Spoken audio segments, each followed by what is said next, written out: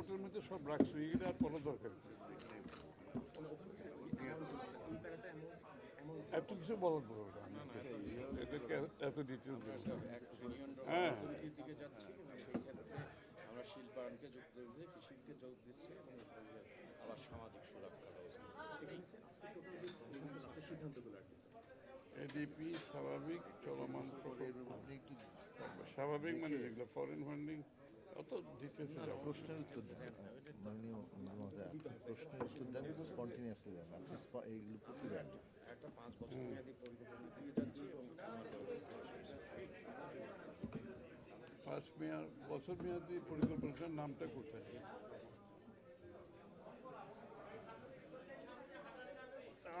ভাই ঠিক আছে, রেডি?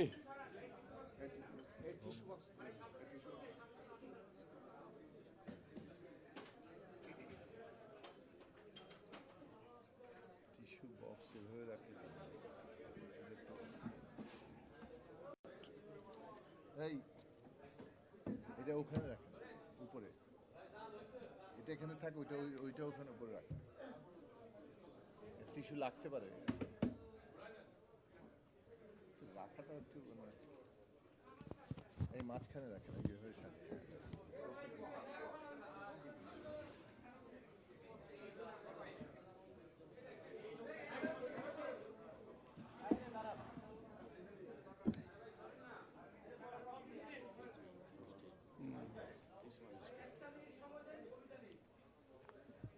Framework 5 years strategic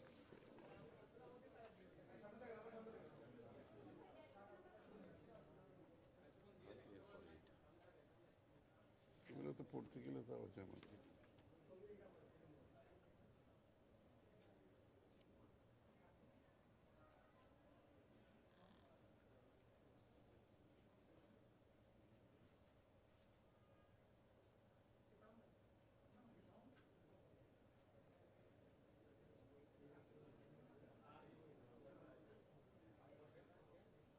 এই ব্যাগটা একটু দেন।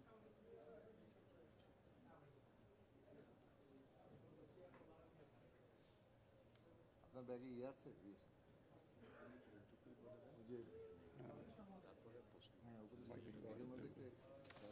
আচ্ছা ঠিক আছে, রেডি? একটু আপনাকে ওই জিনিসটা বাংলায় পড়লে ওদের জন্য বাংলায় বলতে হবে, তাই তো আরেক সমস্যা। এই যে এইটা এই বাংলায় লেখা আছে তো, হ্যাঁ এটা ঠিক আছে। রেডি আমরা?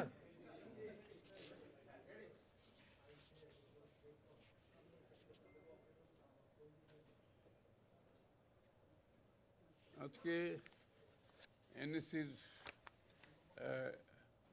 এই সভাটি অত্যন্ত গুরুত্বপূর্ণ একটি সভা। বাংলাদেশের মাইক্রোফোন লাগবে? দরকার তো নেই, শোনা যাচ্ছে নাকি না? হ্যাঁ, আর এই বোন তো সব এটার গুরুত্ব অনেক দিক থেকে। এটা হচ্ছে অনেক দিন পরে বাংলাদেশে একটি নির্বাচিত সরকার একটি বাজেট দিতে যাচ্ছে, একটি পরিকল্পনা দিতে যাচ্ছে। এই প্রেক্ষাপটকে মাথায় রেখে যে আমাদের বিগত নির্বাচনে আমাদের যে ম্যানিফেস্টো এবং সার্বিক পরিকল্পনার একটি প্রতিফলন এখানে ঘটানো হয়েছে। যেহেতু আমরা সেই প্রতিশ্রুতির উপর নির্বাচনী জনগণের ভোটে নির্বাচিত একটি সরকার, সেটার একটা প্রতিফলন এখানে আসছে। এবং প্রেক্ষাপটটা হচ্ছে খুবই সহজ, আপনারা সবাই জানেন। একটি ভঙ্গুর অর্থনীতি থেকে সমৃদ্ধি, প্রেক্ষাপটটা হচ্ছে ভঙ্গুর অর্থনীতি থেকে সমৃদ্ধি, পুনরুদ্ধার, উত্তরণ ও পুনর্গঠন কৌশল। আমরা একটা ভঙ্গুর অর্থনীতি থেকে সামনের দিকে যাচ্ছি। এটা পুনরুদ্ধার কিভাবে হবে, উত্তরণ কিভাবে হবে, পুনর্গঠন কৌশলটা কী হবে, এই কথাগুলোর এই বিষয়কে মাথায় রেখে এটা একটা পরিকল্পনা হয়েছে। এটা পঞ্চবার্ষিকী, প্রথমে five year strategic framework for reform and development. এটার পরিপ্রেক্ষিতে একটি 5 বছরের ফ্রেমওয়ার্ক একটা পরিকল্পনা হয়েছে, সেটাও আজকে আমরা এখানে আলোচনায় এনেছি, যেটা অ্যাকচুয়ালি আগামী তো লাগবে না, যেটা আগামী 5 বছরের একটা রোড ম্যাপ, আমাদের উন্নয়নের রোড ম্যাপ। তার মধ্যে অর্থনৈতিক উন্নয়ন তো অবশ্যই এটার প্রথম কাজ এর মধ্যে।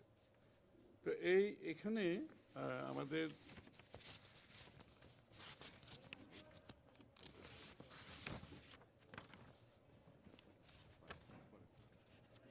প্রধান এই strategic framework for reform and ডেভেলপমেন্টের প্রথম স্তম্ভ হচ্ছে রাষ্ট্র ব্যবস্থার সংস্কার ও এই বিচার ও আইনগত সেবা সম্প্রসারণ, প্রশাসনিক ডিজিটালাইজেশন, আইন প্রয়োগকারী সংস্থার সক্ষমতা বৃদ্ধি, সরকারি বিনিয়োগ ব্যবস্থাপনা আধুনিকীকরণের উপর গুরুত্ব দেওয়া হয়েছে। Multi year public investment program চালুর পরিকল্পনাও রয়েছে। এখানে অনেকগুলো স্তম্ভ আছে, আমি সবগুলো বলছি না এখানে, বরঞ্চ আমি 2026-27 অর্থবর্ষের প্রস্তাবিত বার্ষিক উন্নয়ন কর্মসূচি এডিপি, যেটা আজকে আলোচনায় এসছে, বাংলাদেশের উন্নয়ন পরিকল্পনার একটি নতুন দৃষ্টিভঙ্গির প্রতিফলন। জাতীয় অর্থনৈতিক পরিষদে এনইসি উপস্থাপিত এই এডিপি শুধু অবকাঠামোগত উন্নয়ন নয়, বরং রাষ্ট্রীয় সংস্কার, বৈষম্যহীন সমাজ গঠন, টেকসই অর্থনীতি এবং আঞ্চলিক ভারসাম্য প্রতিষ্ঠার একটি সমন্বিত রূপরেখা তুলে ধরা হয়েছে। প্রস্তাবিত এডিপির মোট আকার ধরা হয়েছে 3 লক্ষ কোটি টাকা। এর মধ্যে জিওবি বাংলাদেশের অর্থায়নে, সরকারের অর্থায়নে 1,99,000 কোটি টাকা এবং প্রকল্প ঋণ অনুদান 1,10,000 কোটি টাকা। চলমান অর্থ বছরের তুলনায় এটি বড় আকারের উন্নয়ন কর্মসূচি, যা সরকারের বিনিয়োগ ও বাস্তবায়ন সক্ষমতা বৃদ্ধির ইঙ্গিত দেয়। অর্থাৎ আমাদের এই যে বার্ষিক উন্নয়ন পরিকল্পনার যে প্রস্তাবটি দেওয়া হয়েছে, এটাতে আমরা ধরে নিয়েছি একটি নির্বাচিত সরকারের সক্ষমতা অনেক বেশি থাকবে, এফিসিয়েন্সি অনেক বেশি থাকবে এবং এটার বাস্তবায়ন ক্ষমতাও বেশি হবে। এই জন্য আমরা কতগুলো সিদ্ধান্ত নিয়েছি আজকে। এখানে যেমন পিডি, প্রজেক্ট ডিরেক্টর নিয়োগের ব্যাপারে একটা সিদ্ধান্ত হয়েছে। বিগত দিনে প্রজেক্ট ডিরেক্টর নিয়োগের নিয়ে অনেক প্রশ্নবিদ্ধ আছে, দুর্নীতির প্রশ্ন আছে, এখানে নিজস্ব ইনফ্লুয়েন্সের মাধ্যমে নিয়োগের বিষয় আছে, কেউ দুর্নীতির মাধ্যমে প্রজেক্ট বাস্তবায়ন করতে পারে নাই, আবার কেউ যোগ্যতা না থাকার কারণে পারে নাই। সুতরাং পিডি নিয়োগের বিষয়টা আমরা আজকে এখানে আলোচনা করেছি। এইটার একটা ক্রাইটেরিয়া হবে, একটা পিডি নিয়োগ করতে হলে এখন একটা ক্রাইটেরিয়া থাকবে, এই ক্রাইটেরিয়া যারা ফুলফিল করবে তারা একমাত্র পিডি নিয়োগপ্রাপ্ত হবে। সময় মতো প্রকল্প শেষ না হলে দায়িত্ব নির্ধারণ, আমরা প্রকল্প শুরু থেকে বাস্তবায়ন শেষ পর্যন্ত এটার যে সময়সীমা, এটার উপর জোর দিচ্ছি এবং এটার প্রতিটি পদক্ষেপে, প্রতিটি স্টেপকে এটাকে মনিটর করা হবে এবং প্রত্যেকটি মন্ত্রণালয় এটা মনিটর করবে। প্রত্যেকটি মন্ত্রণালয়ে একটি ড্যাশবোর্ড থাকবে, ড্যাশবোর্ডের মধ্যে প্রত্যেকটি চলমান প্রকল্পের কতটুকু অগ্রগতি হয়েছে এটা শো করবে। যেখানে অগ্রগতি হচ্ছে না, কোনো কারণে পিছিয়ে যাচ্ছে, সেখানে সাথে সাথে ব্যবস্থা নেওয়া হবে মন্ত্রণালয়ের পক্ষ থেকে। এখানে প্রকল্প আপনারা জানেন, আমরা সরকার যখন দায়িত্ব নিই প্রায় 1300 প্রকল্প, তাই না? 1300 প্রকল্প হাতে ছিল আমাদের বিগত সরকারগুলোর থেকে। এখানে দেখা যাচ্ছে অনেকগুলো প্রকল্প আসলে উদ্দেশ্য প্রণোদিত দুর্নীতি এবং অথবা ইনএফিসিয়েন্সি, ওয়েস্টেজ, যেটা জাতীয় অর্থনীতিতে অগ্রাধিকার থাকার কথা ছিল না, তো আমরা এখানে রিভিউ করছি সব প্রকল্পগুলো। এই রিভিউতে যেগুলো গ্রহণযোগ্য নয় সেগুলোকে বাদ দেওয়া হবে। আর যেই প্রকল্পগুলো একটা স্তর পার হয়ে গেছে, এখন আর পিছিয়ে যাওয়ার সম্ভাবনা নেই, সেগুলো কতটুকু বাস্তবায়ন করা যাবে সেটার উপর ফার্দার রিভিউ হবে। সেগুলো যদি ফার্দার বাস্তবায়ন করা সম্ভব হয় বাস্তবায়ন করা হবে। যদি আমরা মনে করি সেগুলো বাস্তবায়নের মাধ্যমে দেশ লাভবান হবে না, জনগণ লাভবান হবে না, সেগুলো আমরা বাতিল করব। আর যেগুলো নতুন প্রকল্প সেগুলোকে সীমা নির্ধারিত সময়ের মধ্যে সমাপ্ত করতে হবে। এই সময় বাড়ানোর কোনো সুযোগ নাই।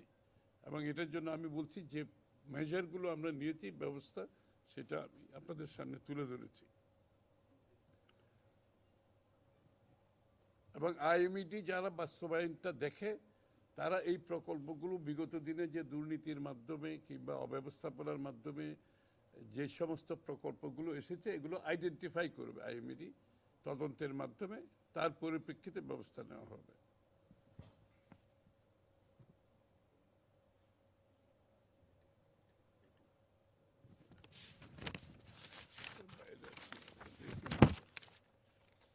চলমান প্রকল্পের দরকার নেই, প্রগতি ড্যাশবোর্ড থাকবে 26-27 সালের আগামী বছর শেষ। এই হলো মোট আজকের সিদ্ধান্ত। তো আপনারা আশা করি এটার কিছু প্রতিফলন বাজেটেও দেখতে পাবেন এবং আগামী দিনের বাংলাদেশের উন্নয়নের যে চিত্র সেখানেও আশা করি তার প্রতিফলন পাবেন ইনশাআল্লাহ। আমরা মনে করি যে এই প্রকল্পগুলো নতুনভাবে হবে সেগুলো তো সময় মতো শেষ করতে হবে। আর যেগুলো আমরা বিগত দিন থেকে পেয়েছি এই অসমাপ্ত কাজগুলো কতটুকু সমাপ্ত করবে সেগুলো রিভিউর মাধ্যমে সমাধান হবে। আর যেগুলো আসলে প্রয়োজনীয়তা নাই সেগুলো বাদ দেওয়া হবে। এই তো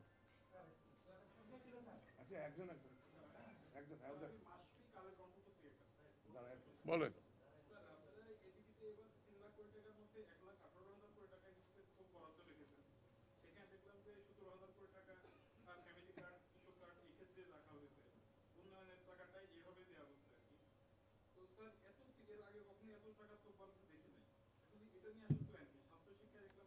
প্ল্যানটা খুব সহজ। প্ল্যানটা খুব সহজ। শিক্ষা স্বাস্থ্য খাতে বরাদ্দ প্রায় দেওয়া হয়ে গেছে, যেগুলো এলজিআরডি খাতে বরাদ্দ দেওয়া হয়ে গেছে। তারপরে আমি যেটা বলেছি আপনারা খেয়াল করেছেন কিনা, বিগত দিনে যে প্রকল্পগুলো আছে এগুলো যেগুলো বাস্তবায়ন সম্ভব নয়, যেগুলো জনস্বার্থে করার প্রয়োজনীয়তা না, সেগুলো বাদ যাবে। সুতরাং কতগুলো বাদ যাবে এগুলো রিভিউ হচ্ছে। যেগুলো বাদ যাবে সেগুলোর জন্য আমরা থোক বরাদ্দ রেখেছি, কারণ আমাদের তো নতুন প্রকল্প করতে হবে। নতুন প্রকল্প করার জন্য থোক বরাদ্দ থেকে যার যে প্রয়োজনীয়তা সে তার পরিপ্রেক্ষিতে বরাদ্দ দেওয়া হবে। ওই কারণেই করা হয়েছে, যেহেতু এখানে অনেকগুলো প্রকল্প বাদ যাবে, অনেকগুলো আমরা বাস্তবায়ন সম্ভব না, অনেকগুলো জনস্বার্থে করতে পারবো না, অনেকগুলো প্রকল্পের পেছনে অন্য উদ্দেশ্য ছিল, সেগুলো তো আমরা করতে পারবো না। আমাদের প্রত্যেকটি প্রকল্পের, আমি একটা কথা বারবার বলছি, প্রত্যেকটি প্রকল্পের দ্য ভ্যালু ফর মানি, এটা মূল্য, এটার রিটার্ন অন ইনভেস্টমেন্ট, এটার বিপরীতে আমার একটা রিটার্ন থাকতে হবে এবং এটা এমপ্লয়মেন্ট ক্রিয়েট করতে হবে। আমরা জবলেস কোনো গ্রোথ চাচ্ছি না। আমরা একটা বড় জনসংখ্যার আগামী দিনের কর্মসংস্থানকে মাথায় রেখে আমাদের প্রকল্প করছি। সুতরাং সেটাও আমাদের মাথায় রাখতে হবে। অ্যান্ড আমাদের জলবায়ুর যে বিষয়টা সেটাও মাথায় রাখতে হবে। Thank you. আর আছে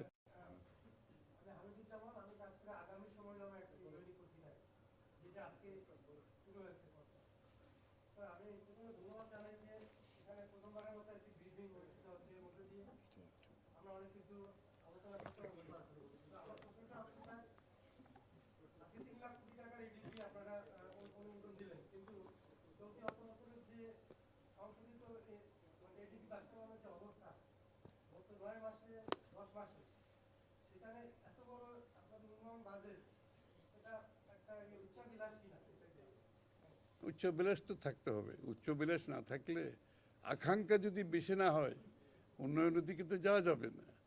আর বিশেষ করে বিগত দিনের দেশ যতটুকু পিছিয়েছে সেখান থেকে স্যালভেজ করে সামনের দিকে যেতে হলে আপনাকে তো বিনিয়োগ করতে হবে। আপনি বিনিয়োগ না হলে প্রবৃদ্ধি হবে না, কর্মসংস্থান হবে না, দেশের উন্নয়ন হবে না। সুতরাং আমাদের সেই কনফিডেন্স আছে, আমরা সেটা বাস্তবায়ন করতে পারবো বিধায় আমরা প্রকল্প এত বড় একটা ডেভেলপমেন্ট বাজেট করেছি। আশা করি সকলের সহযোগিতায় সততার মাধ্যমে, প্রফেশনালিজমের মাধ্যমে এটা করা সম্ভব। আপনার এটা হচ্ছে একটা গভর্নমেন্টের কমিটমেন্টের ব্যাপার, এবং আপনারা দেখতে পাচ্ছেন 3 মাসের মধ্যে একটি সরকার কতগুলো সিদ্ধান্ত দিয়েছে, কতগুলো সিদ্ধান্ত বাস্তবায়ন করেছে 3 মাসের মধ্যে। সুতরাং বুঝতেই পাচ্ছেন যে আমাদের প্রজেক্ট শুধু নেওয়া তো বড় কথা না, এটা বাস্তবায়নের পিছনে যে চিন্তা সেটাকে মাথায় রেখে আমরা প্রজেক্টগুলো করছি।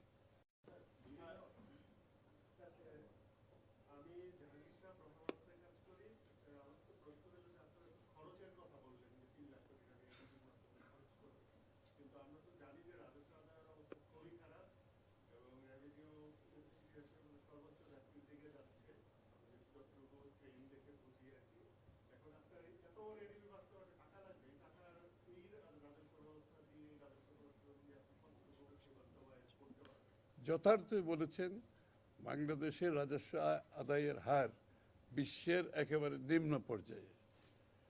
সুতরাং আমরা তো সেই জায়গায় রাখতে পারবো না। একটা দেশ যখন সামনের দিকে এগিয়ে যাবে, যে অর্থায়ন করতে হলে সেটা আমাদেরকে অবশ্যই বাড়াতে হবে, এবং এটার জন্য আমরা এনবিআরের একটা রিফর্ম প্রোগ্রামে যাচ্ছি, এবং এইগুলোর রাজস্ব আদায়ের ক্ষেত্রে আমাদের নেটওয়ার্ক যেটা সেটা আমরা বড় করতে যাচ্ছি। বহুদিন নেটওয়ার্কের কথা শোনা গেছে, কিন্তু নেটওয়ার্ক তো বড় হয়নি। ঘুরে ফিরে যারা আছে তারাই ট্যাক্স দিচ্ছে, তাদের উপর বারবার চাপ সৃষ্টি হচ্ছে। এই জন্য আমাদের নেটওয়ার্ক আমরা বৃদ্ধি করতে যাচ্ছি, আপনারা দেখতে পাবেন। এবং মেবি অনেকে লোভ একটা ইনকাম ট্যাক্স দিয়ে তারা নেটওয়ার্কে আসবে, এবং যাতে করে আসে আমরা সবাইকে এনকারেজ করতেছি। যত বেশি লোককে আমরা নেটওয়ার্কে আনতে পারবো তাদের জন্য সুবিধা, কারণ রাজস্ব আদায় যত বেশি হবে তাদের এটার বেনিফিট জনগণের কাছে যাবে। এটা তো একটা নির্বাচিত সরকার, আগে বেনিফিট গিয়েছে কিছু লোকের পকেটে, এখন বেনিফিট যাবে বাংলাদেশের মানুষের কাছে। সুতরাং এখানে একটা ইনসেনটিভ থাকবে। আর রাজস্ব আদায়ের জন্য যে জায়গাগুলো বাইরে ছিল সেগুলোকে আমরা এইবার নিয়ে এসছি আমাদের আওতার মধ্যে। সব কিছু মিলিয়ে আমি বলবো না এটা যে আমরা একটা বড় ধরনের একটা এখানে ইয়ে হবে, মানে প্রবৃদ্ধি হবে। এটার প্রবৃদ্ধি হবে ক্রমান্বয়ে, তবে এটা আমাদের বাজেটের করার সময় মাথায় রেখে কতটুকু প্রবৃদ্ধি হতে পারে, এবং এটাকে মাথায় রেখে আমরা বাজেট প্রস্তাব করেছি। আশা করি আগামী দিনে এটা যত বাড়বে আমাদের প্রবৃদ্ধির হারও বাড়বে, আমাদের বিনিয়োগও বাড়বে, আমাদের কর্মসংস্থানও বাড়বে।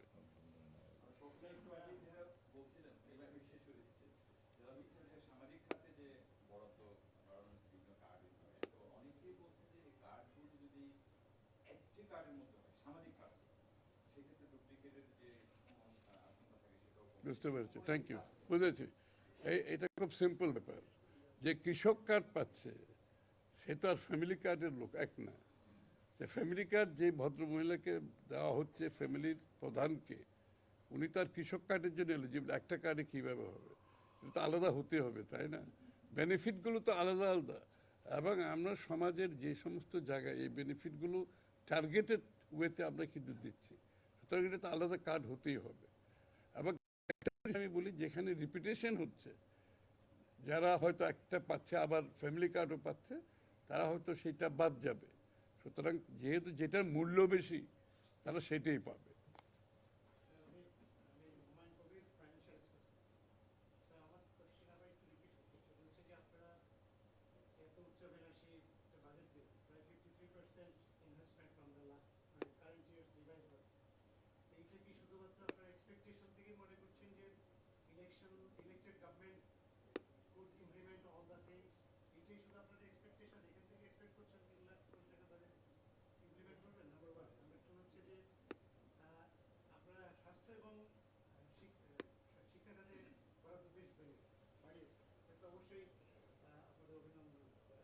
কিন্তু হিস্ট্রিক্যালি দেখেছি যে স্বাস্থ্য ব্যবস্থা ওরা কখনোই 50%-এর বেশি ইমপ্লিমেন্ট করতে পারে না। এইরকম একটা বাস্তবতা, আপনার একই এজেন্সি, একই ম্যান পাওয়ার নিয়ে আপনি কিভাবে এক্সপেক্ট করছেন যে আপনি 53% ইনহ্যান্স বাজেট আপনি ইমপ্লিমেন্ট করবেন? হ্যাঁ, অবশ্যই। এখানে তো আপনাকে বিষয়টা হচ্ছে আমরা আমরা কিন্তু কথাগুলো পরিষ্কারভাবে বলেছি। বিষয়টা তবে লাস্ট প্রশ্নটা আগে নিই আপনার। স্বাস্থ্য, শিক্ষা খাত এবং ডেমোগ্রাফিক ডিভিডেন্ড এবং এই যুব সমাজের উন্নয়ন, কর্মসংস্থান সৃষ্টি, এগুলো কিন্তু সব কিছু এক জায়গায়। এবং এই জায়গায় যে বাজেট না দিলে তাহলে আপনি যে আমরা ইউনিভার্সাল হেলথ কেয়ার যে কথাটা বলছি, প্রাথমিক স্বাস্থ্যসেবার কথা বলছি, তার সাথে আরও অন্যান্য স্বাস্থ্যসেবার কথাগুলো বলছি, এগুলো বাস্তবায়ন করতে গেলে তো আপনাকে বাজেট দিতে হবে, তাই না? স্বাস্থ্য শিক্ষার বেলায়ও তাই। শিক্ষার কিন্তু আমরা বিস্তৃতিটা বাড়াচ্ছি। এখানে কিন্তু প্রচুর হবে আপনার স্কিল ডেভেলপমেন্টে, আপনার দক্ষতা বাড়ানোর জন্য। এখানে প্রচুর ইনস্টিটিউশন হবে, যে আমরা এগুলোকে কি ইনস্টিটিউট বলছি, কারিগরি শিক্ষা কেন্দ্র। কারিগরি শিক্ষা কেন্দ্র প্রচুর। আমরা তো চাই না আমাদের ছেলেমেয়েরা মেট্রিক, আইএ, বিএ, এমএ পাশ করুক, তারপরে চাকরি পাবে না, বসে থাকবে। আমরা চাই এদের একটা বড় অংশ যে কারিগরি শিক্ষার দিকে এগিয়ে যাবে, এবং সেইখানে আমাদের একটা বড় বিনিয়োগ হবে। এবং কারিগরি শিক্ষাটাকে আমরা একটা মানসম্পন্ন জায়গায় নিয়ে যেতে চাচ্ছি, যেখানে অ্যাক্রেডিটেশন থাকবে, সার্টিফিকেশন থাকবে, গ্লোবাল পিয়ারদের সাথে রিভিউ থাকবে। আপনার এই সব মিলিয়ে যে শিক্ষা ব্যবস্থা আমরা করতে যাচ্ছি, ইনশাআল্লাহ এরা দেশের ভিতরে ডিমান্ড মিট করবে, দেশের বাইরে তারা ডিমান্ড মিট করবে। এখানে তো বিনিয়োগ করতে হবে, এবং বিনিয়োগের আমরা কোন খাতে কত বিনিয়োগ করবে, এটা রিটার্ন কি, এখান থেকে কত কর্মসংস্থান হবে, এগুলো তো আমরা হিসাব করেছি। হিসাব করে বিনিয়োগ করতে হবে। কারণ বাস্তবায়ন হবে কি না, তো এটা তো অপেক্ষা করতে হবে। বাস্তবায়ন হবে কি না, তো বাস্তবায়ন তো করতে হবে। বাস্তবায়ন না হলে আমরা আমাদের গ্রোথ অ্যাচিভ করব কি করে, আমরা কর্মসংস্থান অ্যাচিভ করব কি করে, আমার রপ্তানি বাড়বে কি করে, আমাদের শিল্পের প্রোডাকশন বাড়বে কি করে। অবশ্যই এগুলো তো সব কিছু একটার সাথে একটা অন্যটা জড়িত। এটা আমরা করতে হবে। সোফার লিডারশিপের কমিটমেন্ট ইজ বড় কথা। এখানে একটা elected representative, on top of that the লিডারের leadership quality and commitment and dynamism, এগুলো সব ম্যাটার করে। এগুলো বাংলাদেশে অন্যান্য দেশে হয়েছে, আমরা দেখেছি তো। আর 3 মাসের মধ্যে একটা দেশের এই ভঙ্গুর অর্থনীতির মধ্যে যে প্রকল্পগুলো নেওয়া হয়েছে, বাস্তবায়ন হচ্ছে, এটা তো 3 মাসের মধ্যে একটা ভঙ্গুর অর্থনীতিতে কেউ এক্সপেক্ট করবে না। এই যে বিদেশ থেকে যারা আসছে, জেপি মর্গান, আমি ইচ্ছা করে বলতেছি, ওরা বলছে আমরা 66 কান্ট্রিতে আমরা অপারেট করি, কিন্তু আমরা বাংলাদেশে আসবো এই জন্য, পার্টনারশিপে কাজ করব এই জন্য। আমরা দেখছি কোথায় লিডারশিপ যাচ্ছে, বাংলাদেশের নেতৃত্ব কোথায় যাচ্ছে, এটা আমরা ফলো করছি। এই জন্য আমরা বাংলাদেশে আসতেছি। বিনিয়োগ ফান্ড ম্যানেজাররা আসতেছে, সবাই আসতেছে, বিনিয়োগকারীরা। শুধুমাত্র কমিটমেন্ট, লিডারশিপের কমিটমেন্ট, ডাইনামিজম, সিদ্ধান্ত গ্রহণের যে দ্রুততা, সব কিছু মিলিয়ে আমরা মনে করি বাংলাদেশ বিশ্বের কাছে একটি নেক্সট ইনভেস্টমেন্ট ডেস্টিনেশন হিসেবে গ্রহণযোগ্য হয়েছে। এত তো নেওয়া যাবে না, আমাদের কাজ আছে তো এরপর। এটা লাস্ট।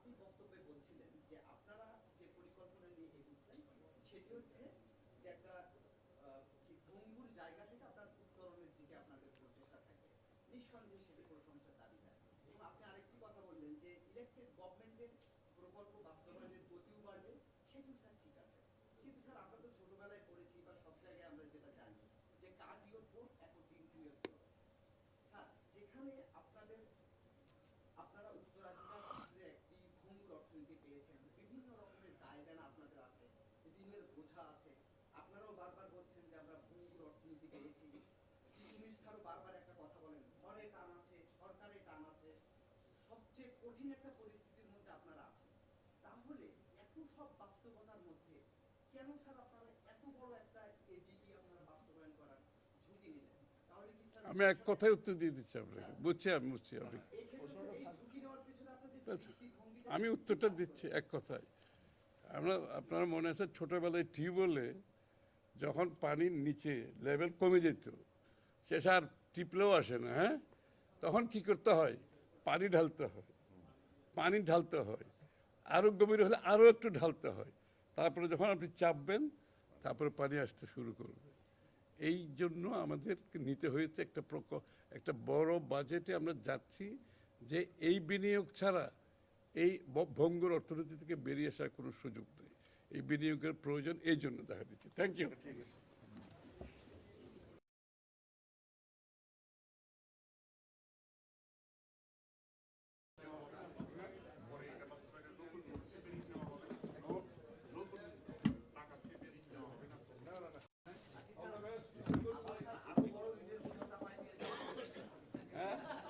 আমি নোট তো এখন ছাপাই নাই, আইসেন, এগুলোর উত্তর আছে। নোট ছাপাইলাম কোথায়? যখন ছাপাবে তখন বলবো, এখনো তো ছাপাই।